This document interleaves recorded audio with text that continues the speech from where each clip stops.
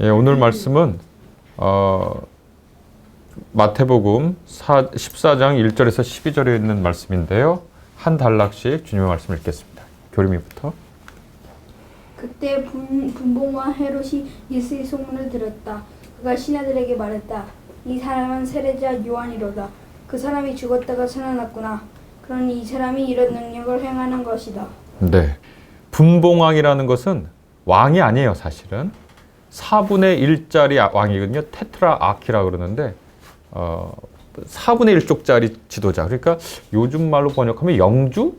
뭐 이 정도가 될 수 있을 수 있겠어요. 그래서 이게 예수께서 태어나실 때 그 사람들을, 어린아이들을 모두 학살했던 헤롯 대왕의 아들 중 하나인데, 이 사람 그 아들 중에 하나가 4분의 1짜리 왕, 영주 정도 있었는데, 당시 뭐 고대 지배자들이 늘 그렇듯이 그렇게 이제 선한 행실을 하고 살았던 사람이 아닙니다.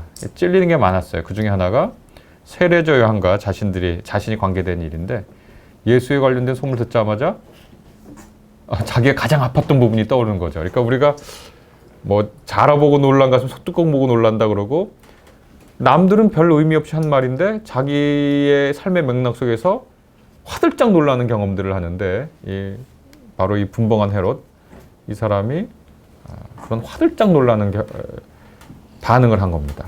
예수님에 대한 소문을 듣고요. 네, 그 다음 그 이유가 이제 3절부터 나옵니다. 이전에 헤롯은 요한을 잡아서 결박하고 옥에 가뒀는데 이것은 헤롯의 형제인 빌립의 아내 헤로디아의 일 때문이었다. 요한은 헤롯에게 그 여인을 아내로 삼는 것은 옳지 않다고 계속해서 말했다.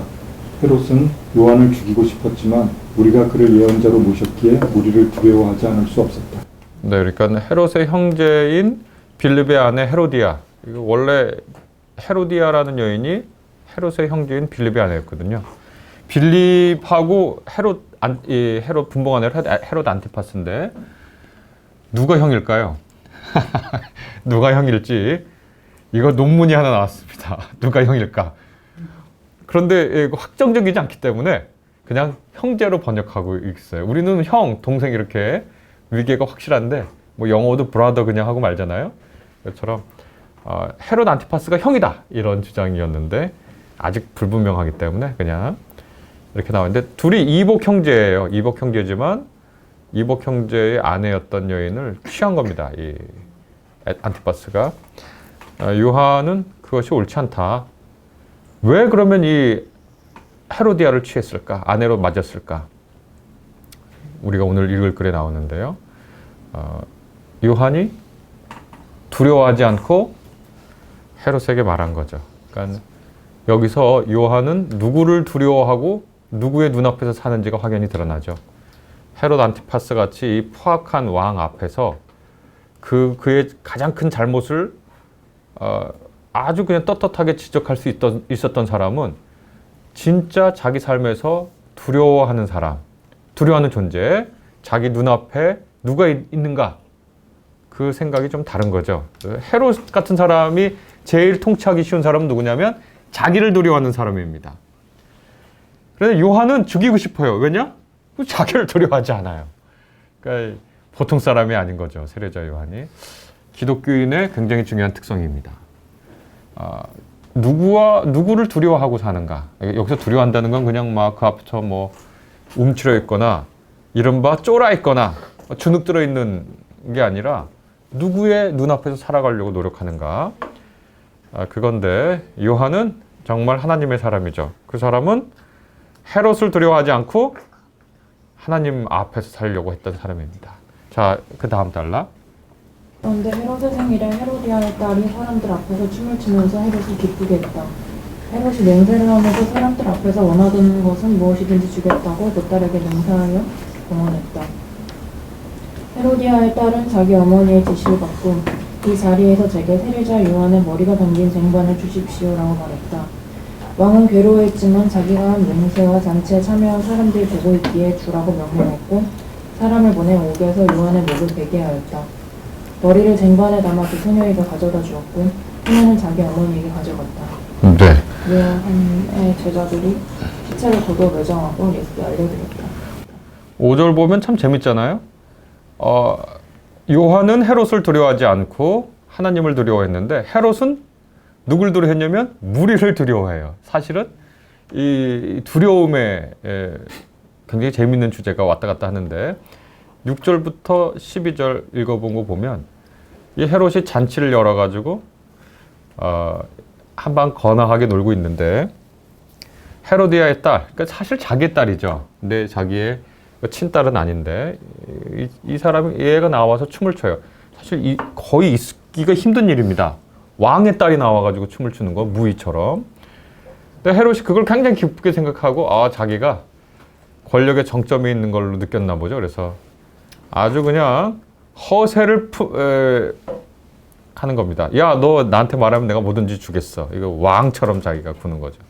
실제 자기 신부는 영주고 실제 자기 마음속에 두려워하고 있는 건 뭐냐면 무리들이 두려운 사람인데 허세를 떠는 거죠, 자기가. 그랬더니 헤로디아의 딸이 자기 어머니. 헤로디아의 딸의 이름은 뭘까요? 다른 복음서에 나와 있습니다. 누가복음서에.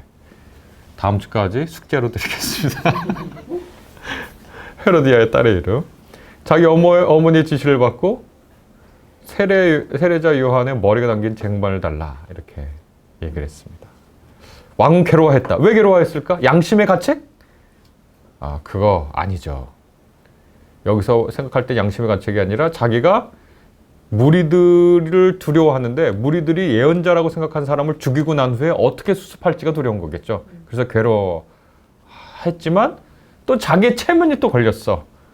맹세. 그리고 자기가 한 맹세. 그 다음에 잔치에 참여한 사람들의 그 면면을 보고 자기가 왕처럼 행동해야 되는데 거기에 걸려가지고 요한의 목을 베게 하죠. 되게 웃기죠? 참 이 어떤 되게 사소하고 되게 쫄보 아닌? 무슨 말인지? 이 쫄보의 일 때문에 거룩한 사람의 목이 달아나는 그런 현장입니다. 그 모습을 우리 표지 그림이 보여주고 있으니까 그것을 잠시 보겠습니다. 우리 표지 그림 보겠습니다. 네, 이거 크게 한번 확대를 해주시면 네, 이거 왼쪽부터 쭉 볼까요? 교리마 오늘도 그림이야. 잘 찾아봐. 뭘 찾아야 되냐면 이게 이 헤롯 안티파스의 축제 장면이고 자기 생일 잔치고 그 다음에 여기 뭐가 있겠어요? 그러니까 당연히 헤롯이 있고 또 춤추는 딸이 있고 그 어머니가 있고 세례자 요한이 목 베는 장면이 있고 등등 다 있겠죠? 자, 맨 왼쪽부터요 지금.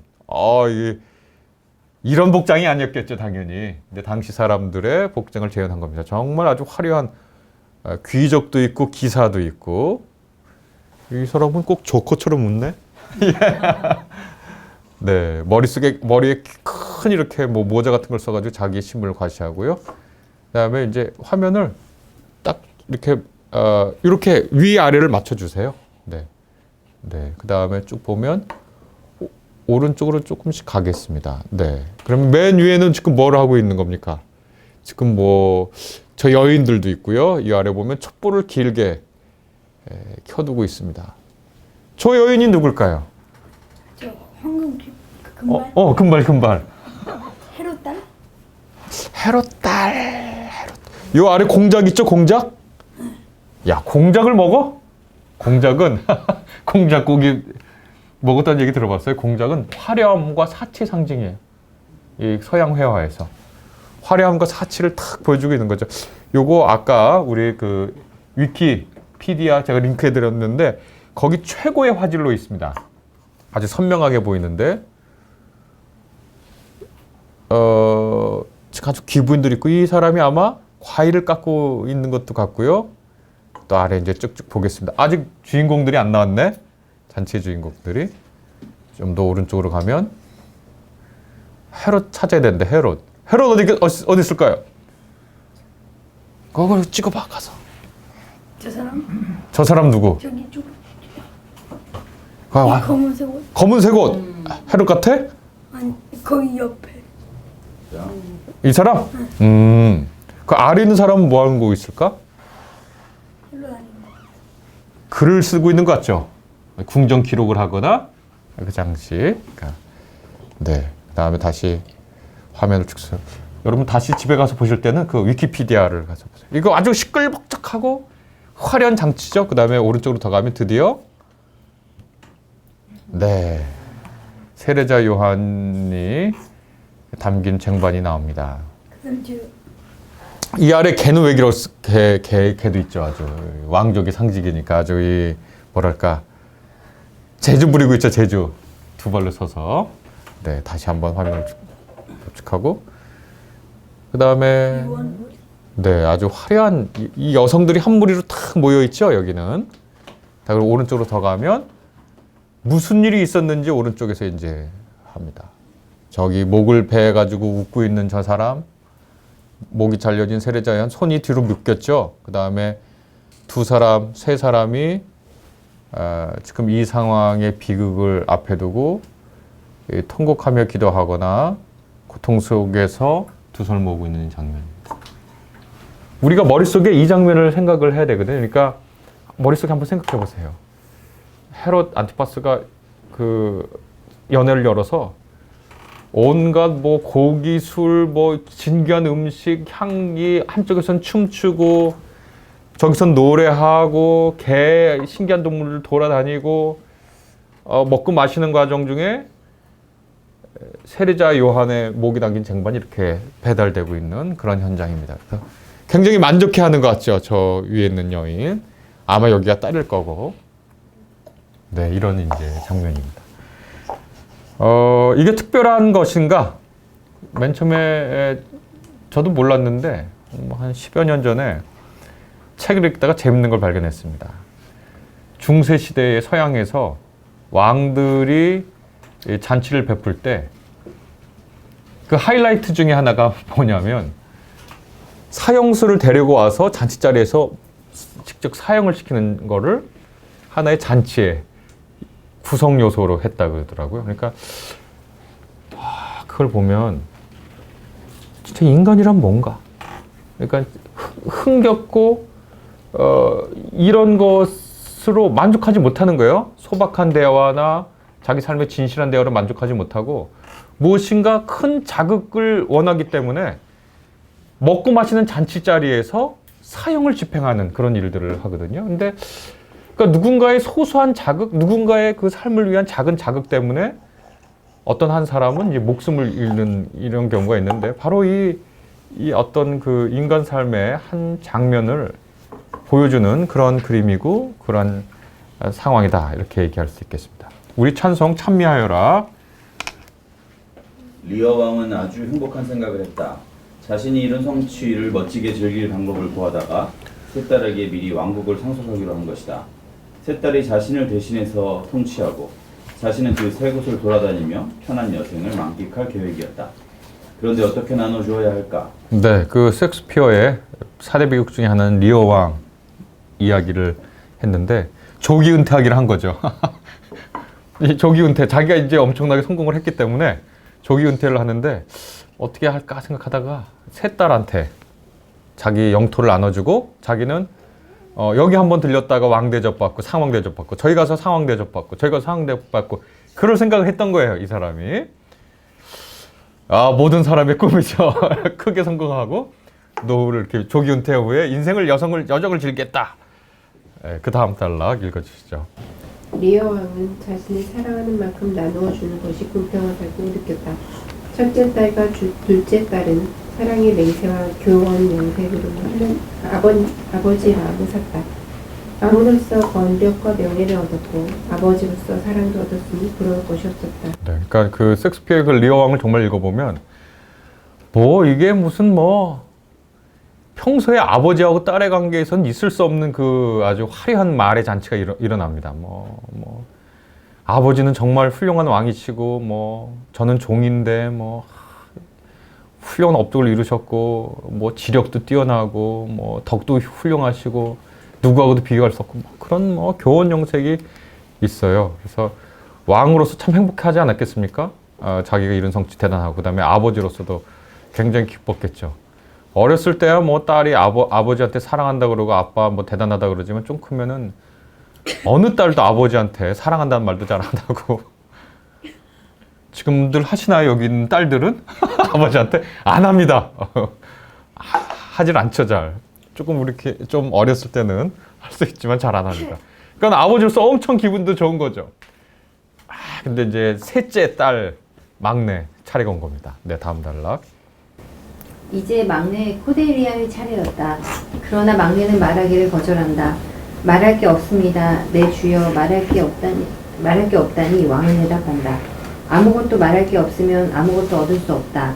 코델리아는 아버지의 재촉에 단지 이렇게 말할 수 있었다. 그러니까 코델리아를 제일 사랑했다는 식의 암시가 있거든요. 리오 왕이 코델리아를 제일 사랑해요. 그러니까 첫째 딸 막 얘기한 거, 둘째 딸 얘기한 거에 아주 고무돼가지고 이제 셋째 딸 내가 워낙 사랑도 많이 베풀었고 그러니까 막내 그러니까 뭐 몇 마디만 해도 확확 넘어가 주려고 하는 마음의 준비가 돼 있는 거죠.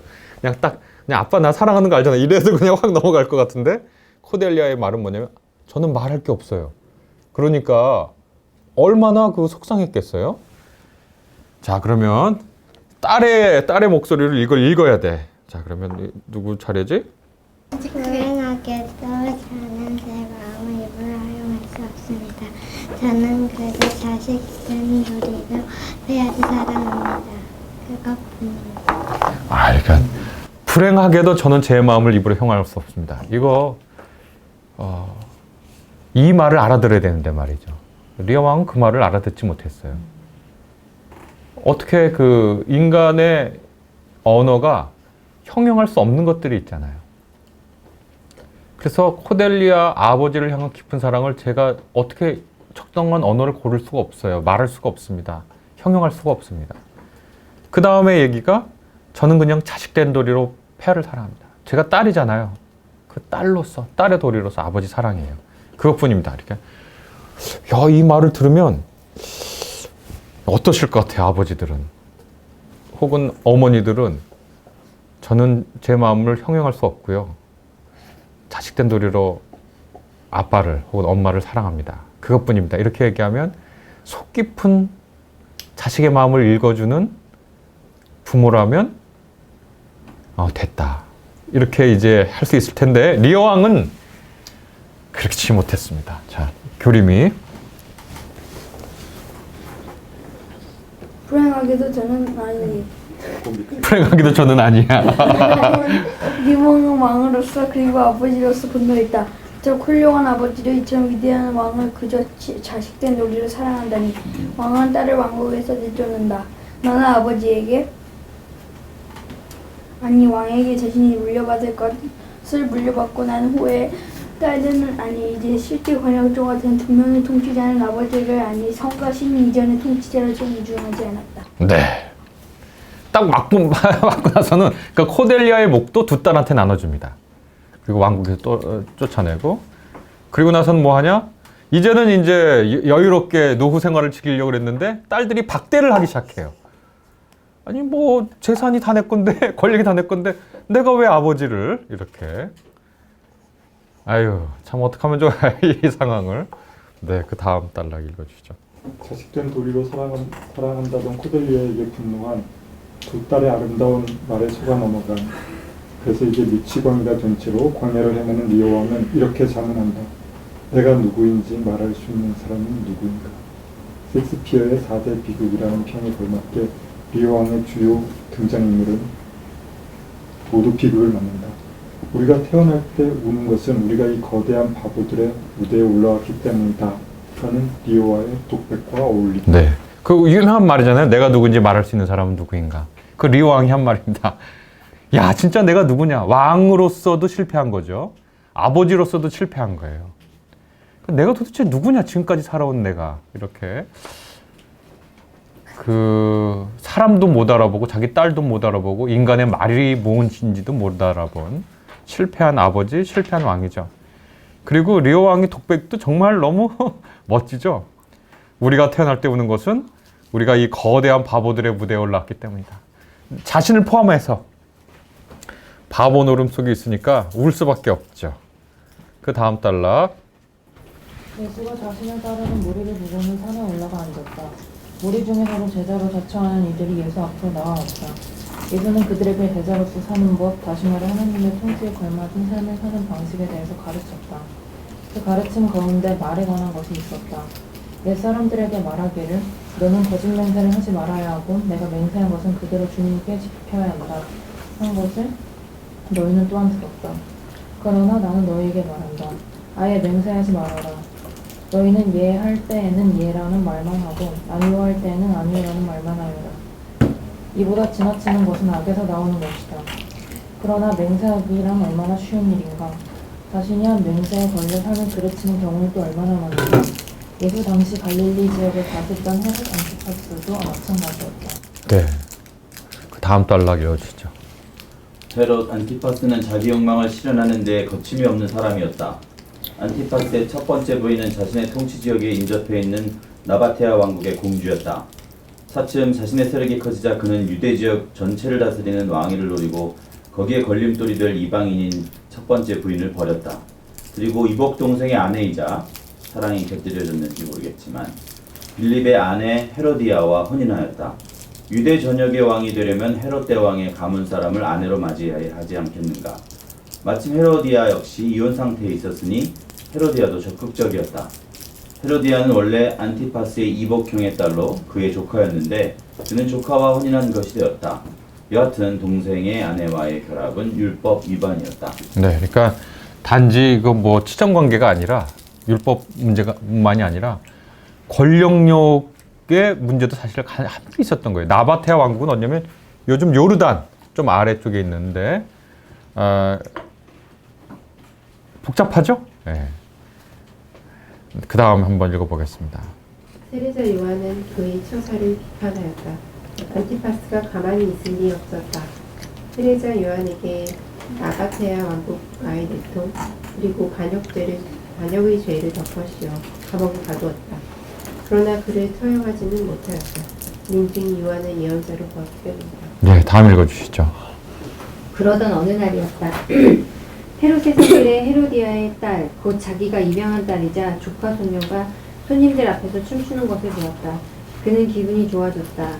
현재 4분의 1짜리 왕위가 예전 아버지 헤롯 대왕의 버금가는 왕위가 되는 길이 순탄해 보였다.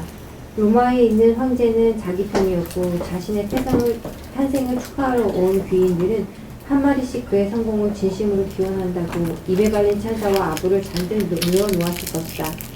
거기다가 헤로디아의 딸이 추는 춤의 어여쁨이란 그는 모든 것을 얻은 것 같았다. 그러니 가진 자로서 자신을 기쁘게 한 사람에게 무엇인가를 주어야 하지 않겠는가? 자신은 인색한 통치자가 아니니 말이다. 그는 딸에게 맹세하여 약속한다. 내가 요구하는 것은 무엇이든지 주겠다고. 네, 지금 상황이 이렇게 쭉 진행됩니다. 그러니까 아주 부풀어 올랐겠죠. 자, 그럼 다음 읽어줄까?